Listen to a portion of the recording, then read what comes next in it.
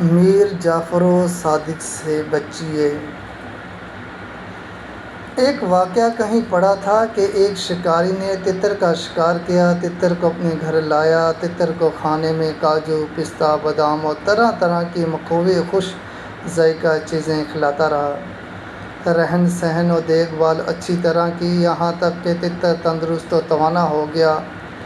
اس کی خوبصورتی بڑھ گئی، اس کی آواز دور دور تک جاتی تھی، کیونکہ آواز کا تعلق تندرستی سے ہے۔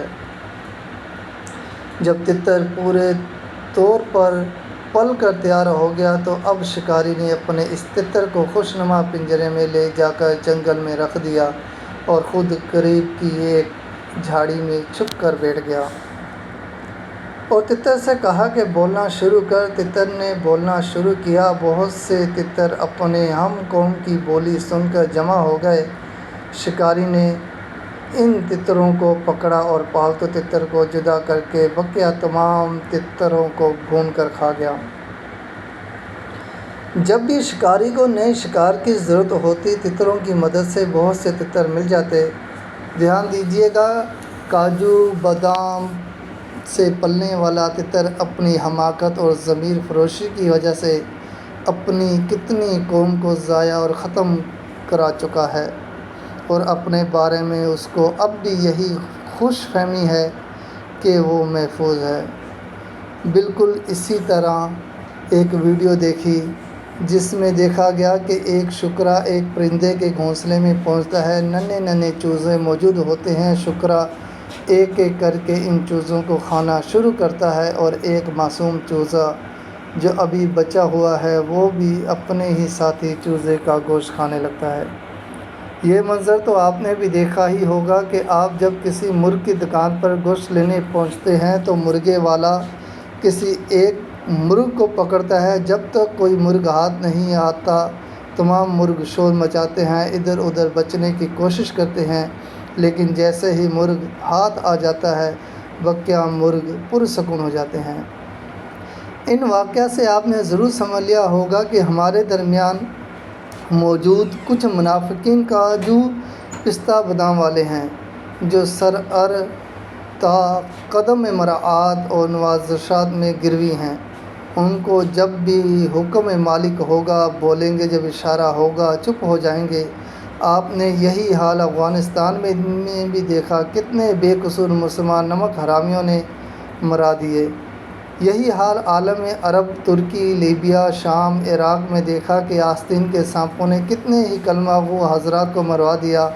کتنے ہی میر جعفر صادق اب بھی موجود ہیں جو ہر وقت ضمیر فروشی کے لیے اپنی قوموں کا سودا کرتے رہتے ہیں۔ آپ کو دونوں دشمنوں سے بچنے کی ضرورت ہے، بس ایک دشمن سے احتیاط کرنا ہے، دوسرے دشمن کا دفاع ضروری ہے۔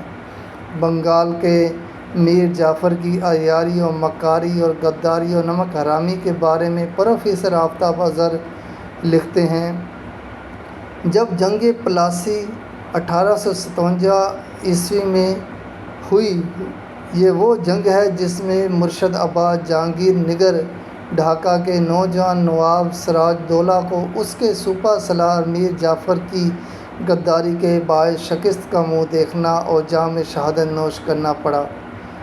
شہید نواب کا یہی وہ غدار سپہ سالار تھا جو عین وقت اس وقت جب کہ جنگ فیصلہ کن مرحلے میں داخل ہو چکی تھی، انگریز کمانڈر لارڈ کلائیو سے جا ملا۔ یہ وہی لارڈ کلائیو ہے جو آگے چل کر برٹش ایسٹ انڈیا کمپنی کا پہلا گورنر جنرل بنا۔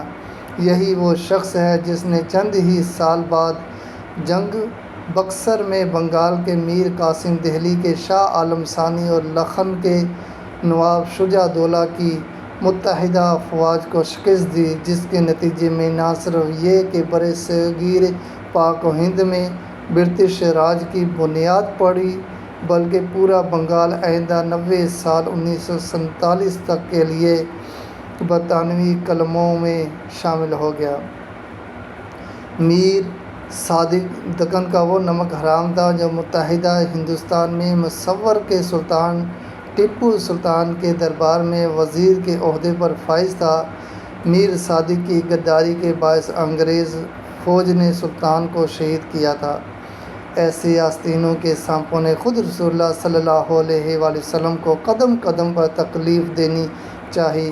یہی گروہ کرنا باد کرن ہمیشہ مفادات کی پوجا کرتا رہا۔